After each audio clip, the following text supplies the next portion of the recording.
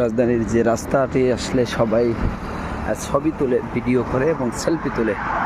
এত সৌন্দর্য এবং এতটাই মনোমুগ্ধকর পরিবেশ যে কেউ আসলে একবার আসলেই কিন্তু বারবার আসতে মন চায়। তবে সংরক্ষিত এরিয়া, যার কারণে কিন্তু চাইলেই যে কেউ আসতে পারবে না, অর্থাৎ বেশ কিছু সময় কিন্তু এই রাস্তাতে চলাচল নিষেধ থাকবে। তবে আরেকটি বিষয় হলো, এই রাস্তাতে কিন্তু চাইলেই রিক্সা আনা যাবে না।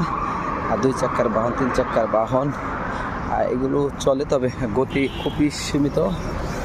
রিক্সা কোনোভাবে প্রবেশাধিকার নাই সংরক্ষিত এরিয়া। এই পর্যন্ত দৃশ্যটি দেখে কে বলতে পারবে না আসলে এটা রাজধানীর কোথাও হতে পারে এবং কোন জায়গাটা।